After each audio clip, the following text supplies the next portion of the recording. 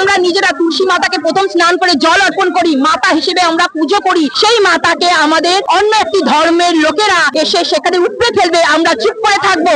বাংলাকে পুরো জ্বালিয়ে দিচ্ছে মুখ্যমন্ত্রী মমতা ব্যানার্জি। কোন দিক থেকে আপনার মনে হয় তারা হিন্দু? সে হিন্দু বন্দ্যোপাধ্যায় হলে হিন্দু হয়ে যায় না? আমি তো নিজে হিন্দু, আমি নিজে বন্দ্যোপাধ্যায়। তো উনি বললো বন্দ্যোপাধ্যায়, ওনার টাইটেল হলে তিনি হিন্দু হয়ে থাকলে হবে না। ভাবুন না, পুরীর মন্দির যেটা হয়েছে, যেটা জগন্নাথ মন্দির তিনি করেছেন দীঘাতে, কোথায় এইটাকে এরকম ভাবে কোথায় বাধা হয়? আমরা ঘোমটা দিই, এটাকে কোন সম্প্রদায় পড়ে?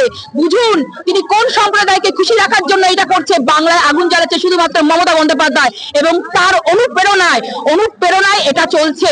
মোথাবাড়ি থেকে মহেশতলা, তাহলে কি বাংলাদেশে পরিণত হচ্ছে? একদম বলে দিয়েছিল, ফিরহাদ হাকিম বলেছিল মিনি পাকিস্তান তৈরি করবে, সেটাই হচ্ছে। যখন কোন সম্প্রদায়ের কোন ধার্মিক অনুষ্ঠান চলে, দেখেছেন তো এত বছর ধরে, দেখছেন তো কত দেখেছেন, পুরো পাকিস্তান বাংলাদেশে পরিণত হচ্ছে, রাস্তা লাল হচ্ছে, কিসের সংকেত?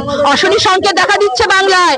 সেইটা অনুপ্রেরণা দিচ্ছে মমতা বন্দ্যোপাধ্যায় এবং পুলিশরা।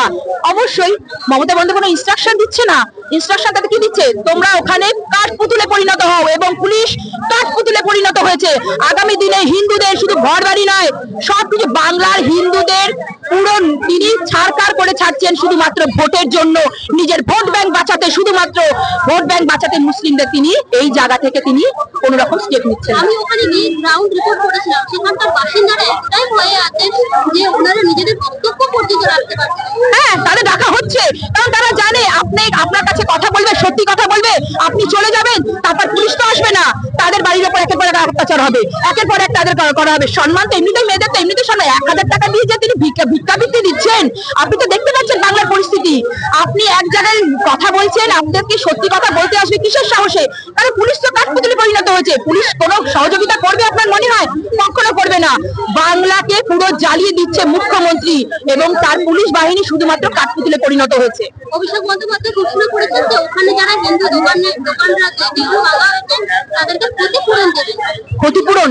তার বাড়ি যদি ভেঙে দেওয়া হয়, তার যদি নিজস্ব কিছু ভেঙে দেওয়া হয়, তারপরে যে ক্ষতিপূরণ দেওয়া হবে, সহ্য করবে? রাখবেন? যে এইসব যে কথা বলে অভিষেক বন্দ্যোপাধ্যায়, লজ্জা করেন এইসব কথা বলতে? ক্ষতিপূরণ কি ক্ষতিপূরণ দেবে? রাস্তায় আজকে শিক্ষকরা রাস্তায় নেমে পড়েছে, তাদের নিজের ন্যায় বিচার পাচ্ছে না, চাকরির নামে এইসব চলছে বাংলায়। তারপর নিজেদের সুরক্ষা কোথায় আমাদের? আজকে খেটে খাওয়া মানুষগুলো যারা দিনের পর দিন খেটে খাচ্ছে, তাদের দোকান উপড়ে ফেলছে। ওই ঘটনার পরে তাদের শুধু হিন্দুদের বেছে বেছে কেন করা হচ্ছে?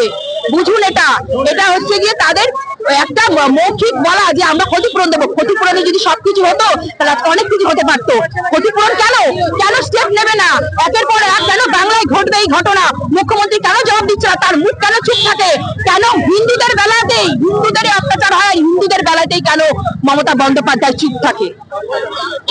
বন্দ্যোপাধ্যায়